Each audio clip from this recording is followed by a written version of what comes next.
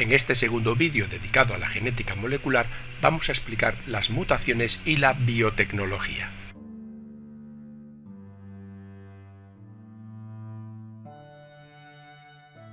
Y empezaremos analizando las mutaciones.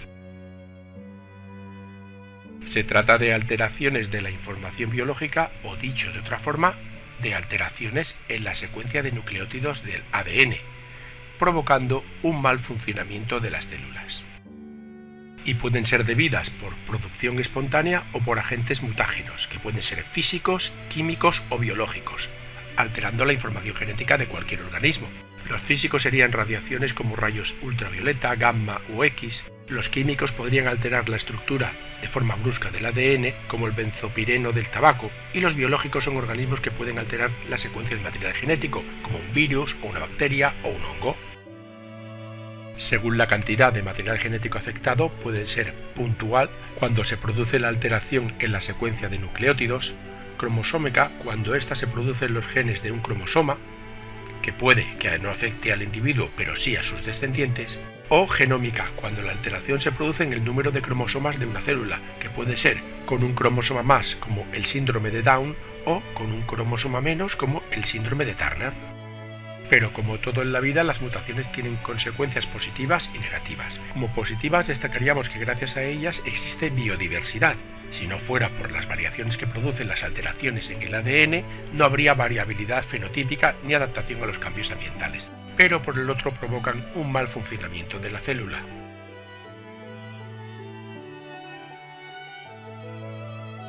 ¿Y cómo evitar malformaciones? Aquí vas a descubrirlo. Hay casos que se consideran embarazos de riesgo por diferentes motivos.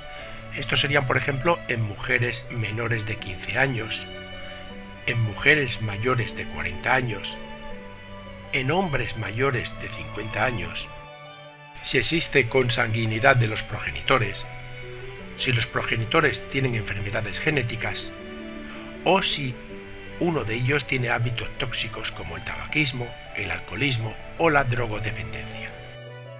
Pues bien, en estas situaciones el riesgo de que el bebé pueda tener malformaciones es mucho más elevado.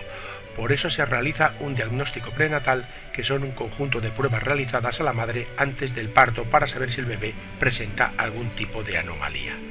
Y estas pruebas pueden ser no invasivas del espacio fetal o invasivas del espacio fetal. Las primeras serían la ecografía de 2 o 3 dimensiones, que es una onda sonora para crear imágenes de órganos, tejido y estructura del interior del cuerpo, pero lo bueno que tiene es que no se usa radiación a diferencia de la radiografía. El análisis de sangre materna u orina materna, el Doppler, que consiste en oír el flujo de la sangre fetal, o la ecocardiografía. Y las invasivas del espacio fetal serían la amniocentesis, que es la extracción de una pequeña muestra del líquido amniótico que rodea al feto para analizarla, la embrioscopia y fetoscopia, que es introducir un elemento en el útero de la mujer para observar o para muestrear sangre o tejido del embrión o feto, la biopsia corial, que consiste en obtener vellosidades coriales de la placenta del feto, o la biopsia de tejidos fetales, con la que se obtienen muestras de diversos tejidos propios del feto como músculos, piel o hígado. Estas dos últimas permiten obtener cromosomas del feto, pero cuidado, también tienen un riesgo, porque entre el 1 y el 3% provoca la interrupción del embarazo, perdiendo la madre por tanto al bebé esperado. ¿Y qué se puede hacer? Bueno, pues varias cosas, entre ellas adoptar medidas durante el embarazo o durante el parto para minimizar riesgos sobre la madre y el hijo. También se puede realizar tratamiento sobre el feto mientras se encuentra en el útero materno. Y si no tiene solución, preparar psicológicamente a los padres para aprender cómo tratar a su hijo que tendrá esta malformación.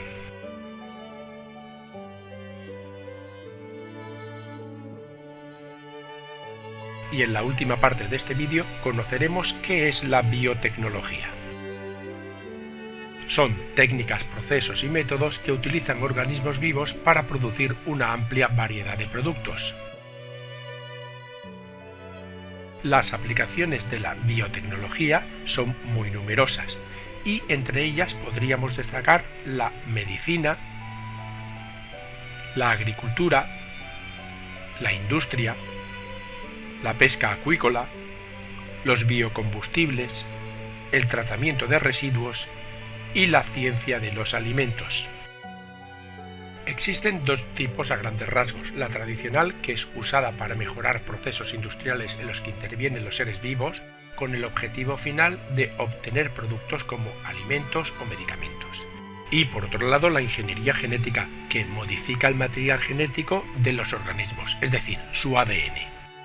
La tradicional podrían ser, por ejemplo, fermentaciones industriales, mediante las cuales se obtienen alimentos de determinadas bacterias u hongos, como el pan, la cerveza, el vino, el queso o el yogur. Y también la extracción de sustancias bioactivas producidas por organismos, con el objetivo de curar enfermedades, como los antibióticos de hongos y bacterias, las sustancias curativas de plantas medicinales o las hormonas de sangre animal. Mientras que en la ingeniería genética se pueden conseguir de tres formas diferentes: mediante la tecnología del ADN recombinante, que es un ADN que contiene genes de dos individuos. ¿Y cómo se hace? Pues se cortan genes del donante y del receptor, mediante enzimas se unen las partes y se obtienen organismos transgénicos o modificados genéticamente, por ejemplo, las plantas con genes y bacterias resistentes a las plagas.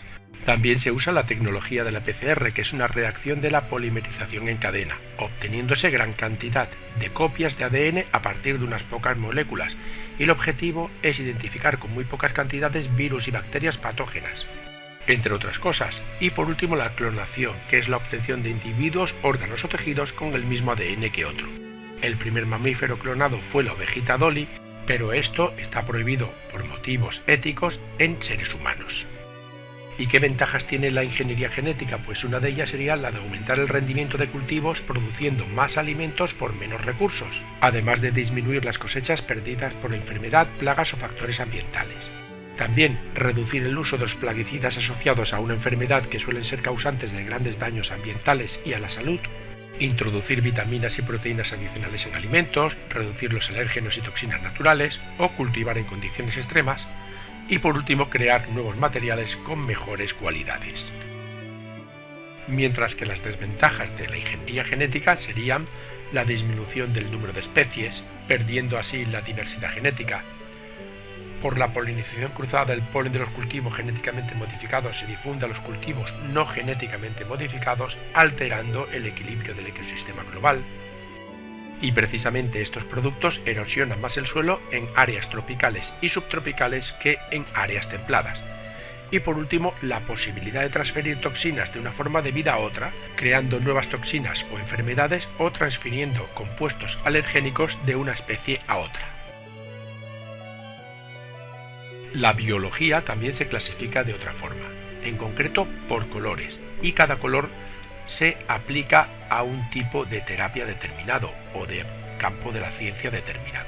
La roja a la medicina, la blanca a la industria, la verde a la agricultura, la azul a los ambientes marinos y acuáticos, la gris al medio ambiente y la naranja a la difusión de la biotecnología y la formación.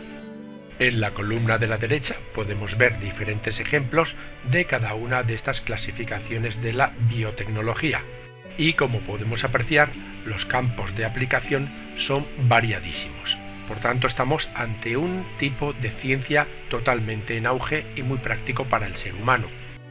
Y finalizamos este vídeo hablando de los dos tipos de clonación existentes, la terapéutica y la reproductiva.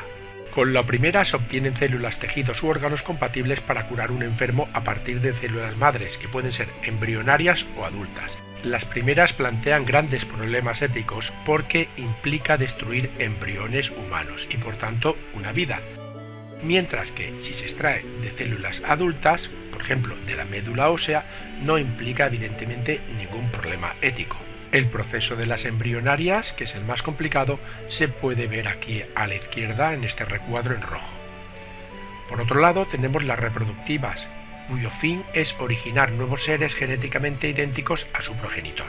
Pero, mientras que en plantas es muy fácil de conseguir y muy usada en la agricultura, en animales es muy complejo debido a su bajo porcentaje de éxito.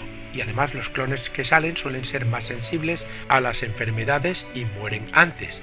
Y, como hemos dicho antes, en seres humanos está prohibido por motivos éticos. Y esto ha sido todo. Muchas gracias por escucharme y espero que te haya servido de ayuda. Para más información entra en yucam.com.